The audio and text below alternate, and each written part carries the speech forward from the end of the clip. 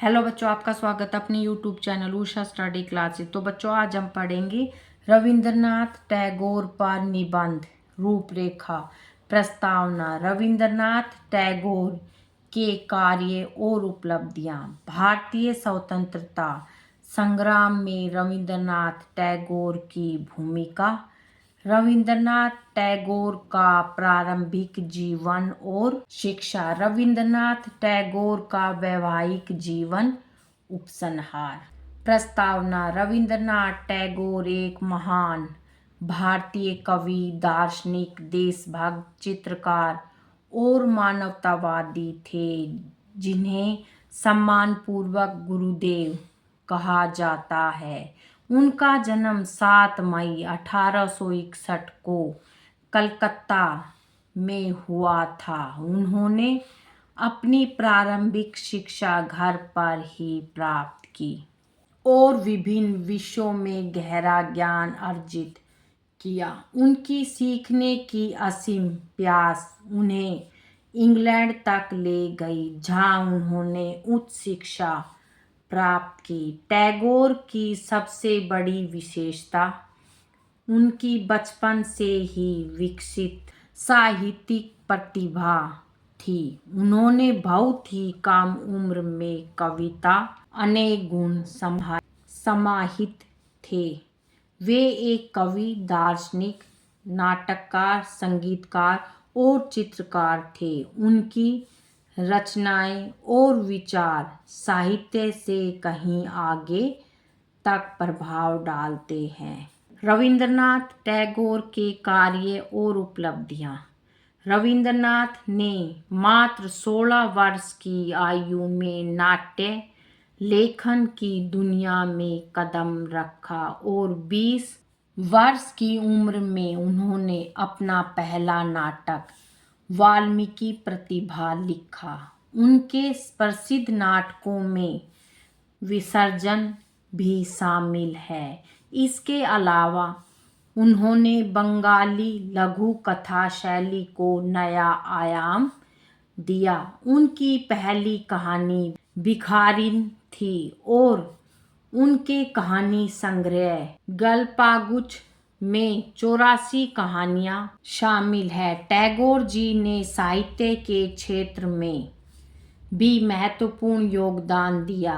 उन्होंने 8 उल्लेखनीय उपन्यास लिखे और उनकी काव्य कृति गीतांजलि के लिए उन्हें 1913 में साहित्य का नोबेल पुरस्कार मिला।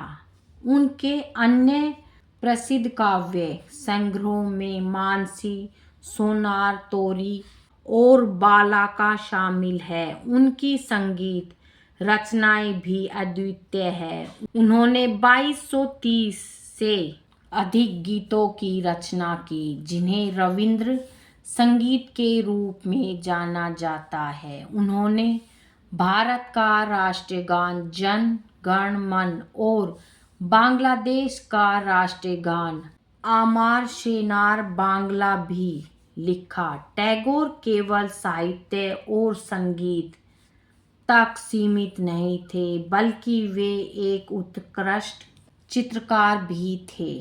भारतीय स्वतंत्रता संग्राम में रविंद्रनाथ टैगोर की भूमिका।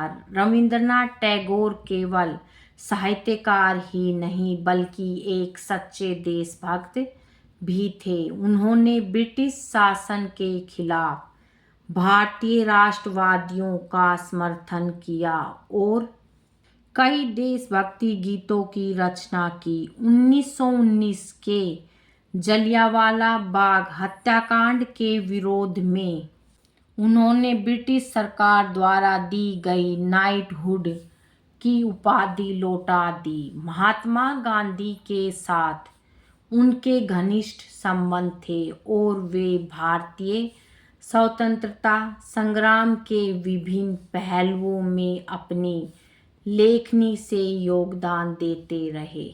रविंद्रनाथ टैगोर का प्रारंभिक जीवन और शिक्षा। रविंद्रनाथ टैगोर का जन्म एक समृद्ध परिवार में हुआ था। उनके पिता देवेंद्रनाथ टैगोर एक समाज सुधारक थे, जबकि उनकी माता शारदा देवी थी।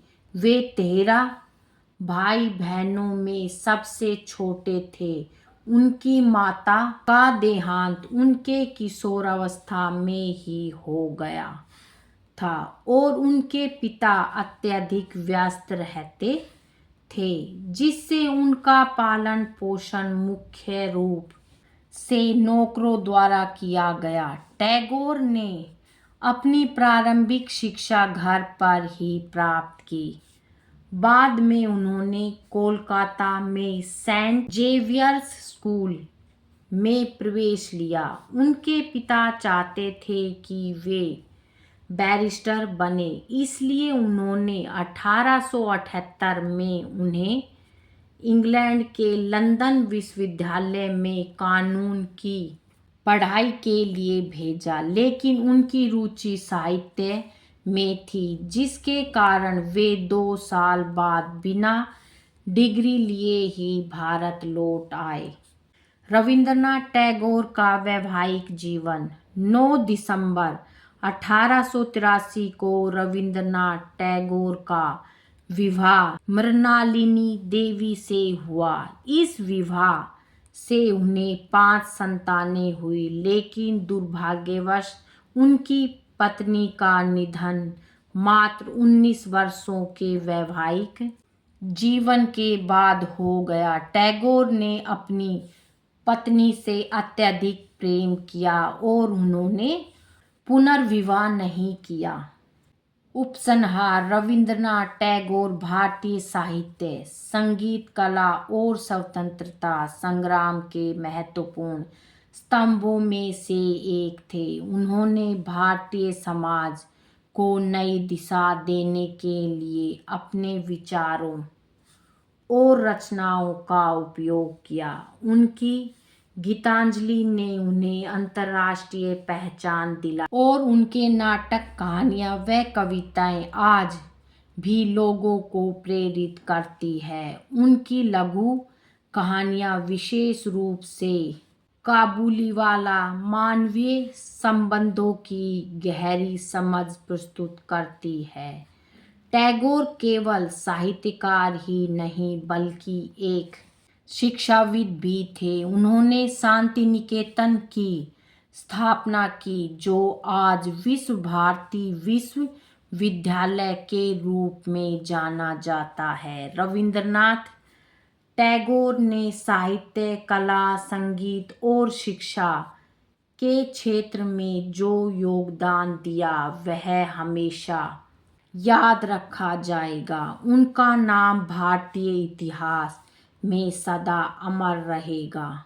बच्चों, आज की वीडियो में इतना ही। मिलेंगे नेक्स्ट वीडियो में एक नए टॉपिक के साथ। बच्चों, वीडियो अगर अच्छी लगे तो वीडियो को लाइक करें, शेयर करें और चैनल पर नए हैं तो चैनल को सब्सक्राइब करें। Thank you.